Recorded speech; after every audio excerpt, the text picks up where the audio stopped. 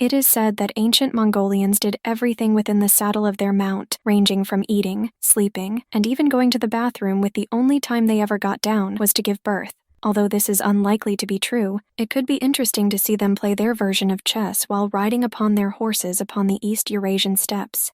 Greetings and welcome back to Checkpoint Gaming, Chess. With this episode, we will be going over Shatar. Throughout the course of this series, we've seen chess's nomadic nature easily travel across a wide range of not only geographical territories but also across cultural borders. With that said, the final version of chess that we'll be looking at in this given series is connected with that of a people who are known for, or at least have the reputation of, being nomadic in nature.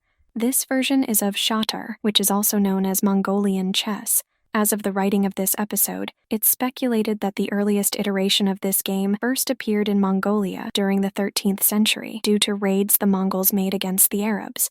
And it was due to these raids that this version of the game got its name of Shatar and is a variant of Shatranj, a version of chess that we talked about back in episode 9. The pieces also possess a unique design to them, with the king, which is known as Noyon, is typically depicted as a prince that is sitting upon his throne. With the queen, which is known as Burs, which translates to that of snow panther, is typically depicted as a mythical lion, tiger, snow panther, or bull.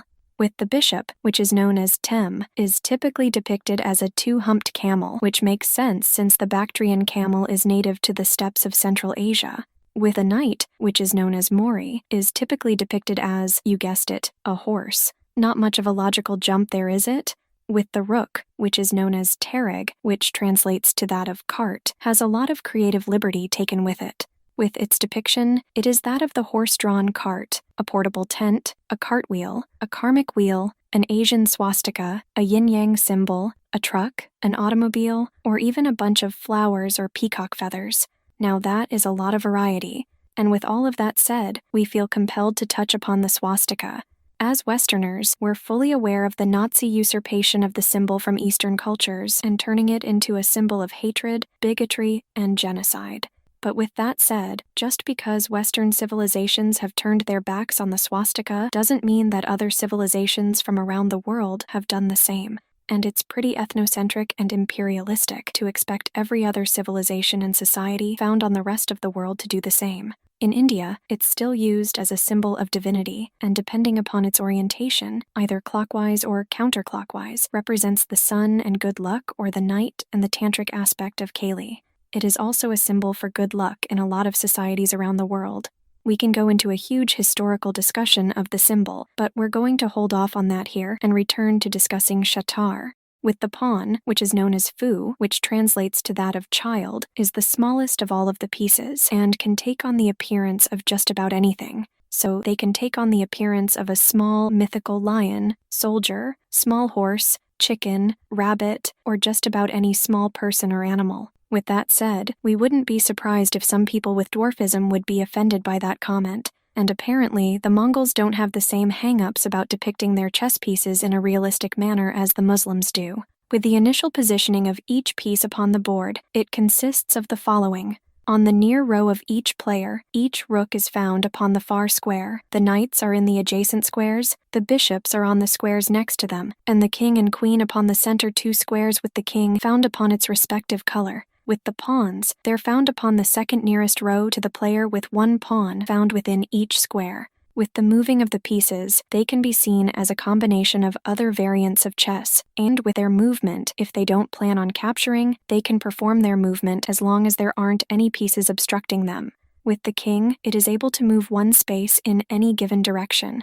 With the queen, it has the option of moving any number of spaces along the file or rank or to move one space diagonally. With the bishop, it can move any number of squares diagonally. With the knight, it can move two squares along the same rank or file, followed by one square over, thus creating an L-shaped pattern. And this formula can be that of 2, then 1, or 1 and then 2. It is also worth noting that the knight is the only piece that can't be blocked by another piece. With the rook, it can move any number of squares along the file or rank. And with the pawn, it can move one square forward as its non-capturing move but diagonally forward when it's capturing. It is worth noting that, with the initial move that either player is able to make, it has to be the pawn located in front of their respective queen, and it has to move exactly 2 squares forward. So the first player moves the queen's pawn 2 squares forward, followed by the second player moving their queen's pawn 2 squares forward. And when the pawn reaches the far rank in relation to their controlling player, they get promoted to that of a queen. For a piece to become captured, a piece controlled by the opposing player will have to move into its respective square, thus causing it to be removed from the board. And all pieces engage in capturing as part of its normal movement except for the pawn which was described earlier. With the person who is to go first, it is left up to the players to decide. After the initial movement of the pawns, each player is to alternate taking turns in moving one of their pieces each turn.